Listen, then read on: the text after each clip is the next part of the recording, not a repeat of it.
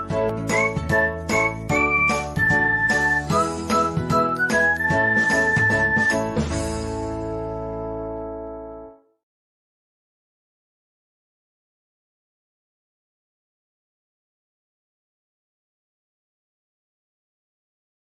very good day to all of you. Hope you all are doing well.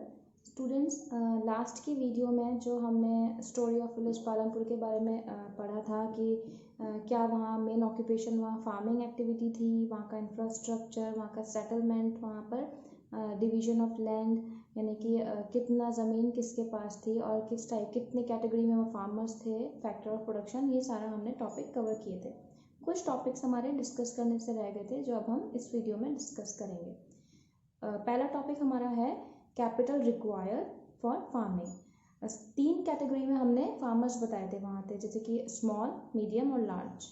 तो जो large farmers थे वो capital requirement कैसे पूरी करते थे? कैपिटल किस लिए चाहिए होती है? जब हम फार्मिंग कर रहे हैं तो उसमें हमें हमारे फिक्स्ड कैपिटल या वर्किंग कैपिटल की ज़रूरत पड़ती है। Fixed capital like tools, machineries, ठीक है। वर्किंग कैपिटल में हमें जैसे कि रॉ मटेरियल ख़रीदना है या वेजेस पे करनी है लेबर्स को, तो ये 2 तरह की कैपिटल हमें चाहिए होती है। तो लार्ज फार्मर्स क्या करते हैं, उनके पास सफिशिएंट सेविंग होती है, वो इतना अपना क्रॉप ग्रो करते हैं कि वो अपने कंजम्पशन के लिए एज वेल एज जो सरप्लस होता है वो उसको सेल आउट कर देते हैं, राइट।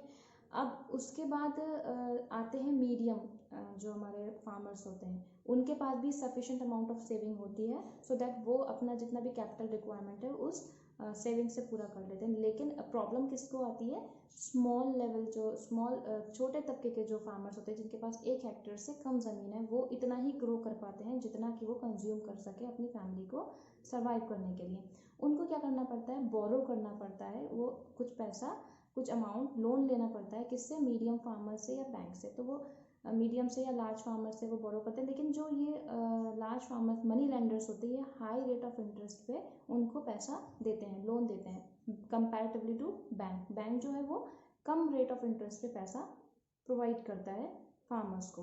तो अब ज़्यादा इंटरेस्ट उनको पे करना पड़ता है, और अब उनको कभी कभी वो इंटरेस्ट पे करने के लिए उनको लार्ज जो फार्मर्स होते हैं उनके खेत पर भी काम करना पड़ता है। छोटे फार्मर्स को पहले वो अपने फार्म का काम निपटाते हैं, उसके बाद जाकर वो लार्ज फार्मर्स के जो फार्म है उन पर भी काम करते हैं, so that they can earn extra money to repay that interest and loan amount.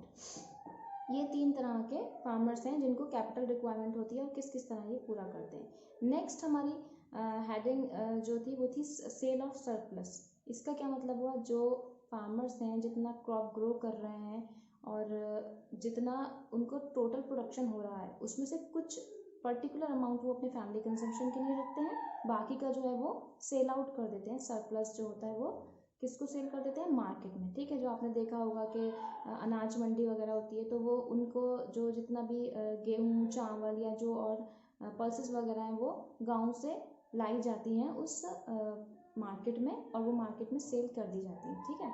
तो उसका सरप्लस वो क्या करते हैं, लार्ज और मीडियम फार्मर्स उसको सेव कर लेते हैं, और वो सेविंग जो है अपनी कहाँ देते हैं उसको? जैसे कि उन्होंने कोई ट्रैक्टर खरीद लिया या कोई ऐसा फिक्स्ड एसेट खरीद ली, या कोई उन्होंने अपनी शॉप कर ली, ठीक है, ट्रैक्टर खरीद लिया, या कोई एनिमल कोई ऐसा खरीद लिया जो डेयरी फार्मिंग में काम आ सके, जैसे कि बुलक्स खरीद लिया उन्होंने, या फिर काव खरीद ली या बफेलो खरीद ली, so that they can have extra earning. Next है ये तो थी हमारी सारी फार्मिंग एक्टिविटीज़। अब हमारी बात आती है नॉन फार्मिंग एक्टिविटीज़ की, जिसमें पहली है डेयरी, ठीक है। डेयरी से हम क्या समझते हैं कि जो काव, बफेलो, गोट, ये क्या करते हैं, नंबर ऑफ एनिमल्स को जो है ये क्या करते हैं, रेस करते हैं, उनको फीड करते हैं, जैसे कि ग्रास, बाजरा, ज्वार, जो भी खरीफ उसमें सीजन में लगाया जाता है, तो इनको फीड करते हैं। उससे जो मिल्क प्रोड्यूस होता है वो क्या करते हैं, सप्लाई कर देते हैं। जैसे आपने देखा होगा मिल्क मैन हमारे घर जो लेकर आता है दूध, वो कहाँ से आता है? वो जाते हैं गाँवों में, जगह जगह बड़े बड़े कैंस लेकर कलेक्ट करते हैं और वो ले जाकर शहर में सेल आउट कर देते हैं। तो ये एक नॉन फार्मिंग एक्टिविटी हो गई। दूसरी नॉन फार्मिंग एक्टिविटी, एक छोटे छोटे मैन्युफैक्चरिंग यूनिट्स होते हैं, जैसे कि यू कैन से के प्रोडक्शन ऑफ जैगरी। उस गांव में क्या होता था कि एक जो पर्सन ने क्या करा, mechanical sugar cane crushing machine जो होती है, मशीन जो क्या करती है, शुगर कैन का जूस निकालती है और उससे with the help of that machine वो अपना क्या कर रहे हैं, जैगरी प्रोडक्शन कर रहे हैं। एक छोटा सा उनका मैन्युफैक्चरिंग यूनिट है।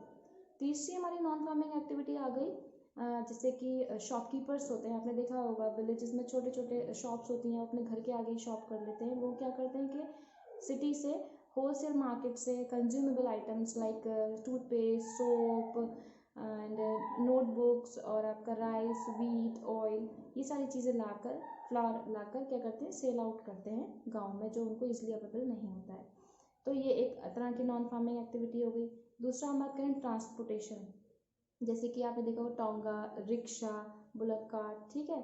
ये क्या करते हैं, जो कुछ एक्स्ट्रा अर्निंग करने के लिए, जो स्मॉल लेवल या पर जो लेबर होते हैं, वो क्या करते हैं कि उनको वहाँ से पूरा नहीं होता है तो वो अपना रिक्शा चलाना शुरू कर दिया, या उन्होंने तांगा शुरू कर दिया।